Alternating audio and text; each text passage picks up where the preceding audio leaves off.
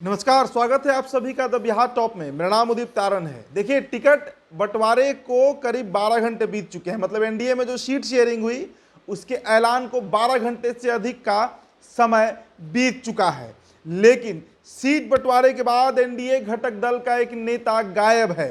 ना सिर्फ वो नेता गायब है बल्कि उसका फोन भी स्विच ऑफ आ रहा है और उसने अपनी पार्टी के तमाम नेताओं को, प्रवक्ताओं को और प्रदेश अध्यक्ष तक को यह कह दिया है कि अगर किसी भी बीजेपी नेता का फोन आता है तो आप फोन मत उठाइए। इतना ही नहीं, कल जब संयुक्त प्रेस वार्ता चल रही थी, ज्वाइंट प्रेस कॉन्फ्रेंस चल रहा था, उसमें विनोद तावड़े मौजूद थे बीजेपी की तरफ से, सम्राट चौधरी मौजूद थे, संजय झा मौजूद थे जेडीयू की तरफ से, राजू तिवारी लोजपा रामविलास की तरफ से थे। भले ही जीतन राम मांझी नहीं पहुंच पाए, लेकिन उनके दिल्ली प्रदेश के अध्यक्ष भी उस पीसी में मौजूद थे, लेकिन वो नेता वहां पर भी नहीं पहुंचा था। उस नेता का नाम उपेंद्र कुशवाहा है। जी हां, उपेंद्र कुशवाहा आखिर कहां गायब हैं? क्या उपेंद्र कुशवाहा गुस्से में हैं, नाराज हैं कि उन्हें एक सीट ही क्यों दिया गया है? इस पर इस वीडियो में हम चर्चा करेंगे।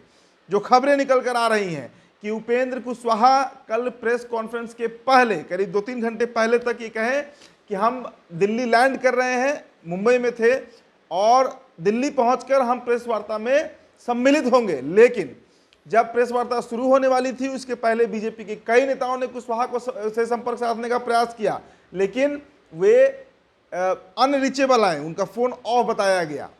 तो क्या उपेंद्र कुशवाहा एक सीट से असंतुष्ट हैं? वो बिल्कुल असंतुष्ट है और इसके लिए आपको एक बड़ी खबर बताते हैं। कल मुंबई में छगन भुजबल से जाकर मुलाकात किए हैं उपेंद्र कुशवाहा। जी हां, छगन भुजबल को उपेंद्र कुशवाहा अपना गार्जियन मानते हैं। उनकी समाज से एक बड़े नेता है, मुंबई के एक स्थापित नेता है, दिग्गज नेता है महाराष्ट्र के। अब देखिए, तेजस्वी यादव से संपर्क में होने की चर्चा भी तेज हो गई है। देखिए, आप इस पूरे प्रकरण को समझिए। जब से उनकी पार्टी का निर्माण हुआ, जब से वे नीतीश कुमार से अलग हुए उपेंद्र कुशवाहा, उसके बाद बीजेपी की तरफ से लगातार ये कहा गया कि आप जो बोलिएगा आपको मिलेगा। नई पार्टी की स्थापना भी हुई, उसका नाम था आरएलजेडी, लेकिन बाद में निर्वाचन आयोग ने उसका नाम बदलकर आरएलएम कर दिया, राष्ट्रीय लोक मोर्चा। और लगातार 3 सीटों की मांग जो 2014 में भी रही, तब मिली भी थी और 100% स्ट्राइक रेट उपेंद्र कुशवाहा का था।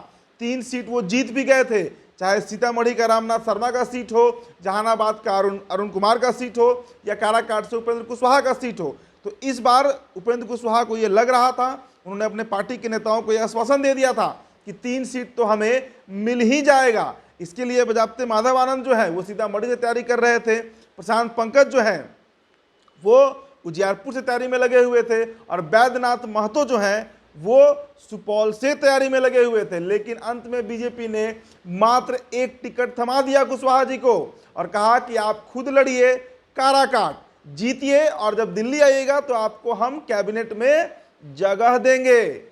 लेकिन इसके बाद जो फजीहत की स्थिति उपेंद्र कुशवाहा के लिए उत्पन्न हुई है वो ये है कि उनकी पार्टी के अंदर ही अब तमाम नेता, देखिए कोई भी राजनीतिक पार्टी जो होता है उसमें कई नेता जुड़े रहते हैं, प्रदेश स्तर से लेकर प्रखंड स्तर तक। सबको ये उम्मीद थी कि कम से कम 3 टिकट मिलेगा। माधव आनंद तो कई दिनों से लगे हुए हैं, महीनों से लगे हुए हैं।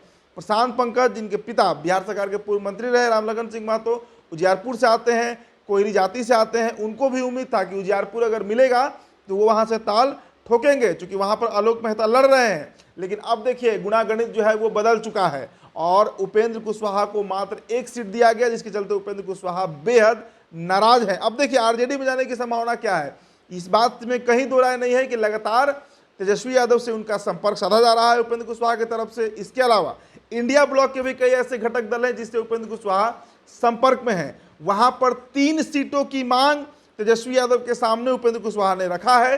अगर तेजस्वी यादव तैयार हो जाते हैं तो इस बात में कहीं कोई दो राय नहीं है कि उपेंद्र कुशवाहा अभी भी एनडीए को टाटा बाय बाय कहेंगे और तेजस्वी यादव का दामन थाम लेंगे। लेकिन ये बात स्पष्ट तौर से सामने आ गई है कि उपेंद्र कुशवाहा की नाराजगी, और ना सिर्फ नाराजगी, इतनी नाराजगी कि अब वो बीजेपी नेताओं से बात भी नहीं करना चाह रहे हैं और इंडिया ब्लॉक में, इंडिया गठबंधन में अपने लिए एक सेफ साइड खोज रहे हैं जहां पर उन्हें 3 सीट मिले और उस 3 सीटों पर बिहार के लोकसभा चुनाव में उपेंद्र कुशवाहा की पार्टी राष्ट्रीय लोक मोर्चा ताल ठोक सके। देखिए इंडिया गठबंधन की स्थिति जो है वो आज 2019 के कंपैरिजन में काफी मजबूत है और उपेंद्र कुशवाहा को यह भी उम्मीद है कि अगर इस बार आरएलएम को 3 सीट तेजस्वी देते हैं तो उसमें कम से कम 1 से 2 सीट जो है वो एनडीए के प्रत्याशी को हराकर उपेंद्र कुशवाहा निकाल लेंगे। और यही कारण है कि अब लगातार उपेंद्र कुशवाहा जो है वो तेजस्वी यादव के संपर्क में है। क्या होगा यह आज शाम तक या कल तक क्लियर हो जाएगा, लेकिन इतना आप मानकर चलिए कि उपेंद्र कुशवाहा एनडीए में नहीं रहने जा रहे हैं। फिलहाल इस खबर में इतना ही। बहुत बहुत शुक्रिया।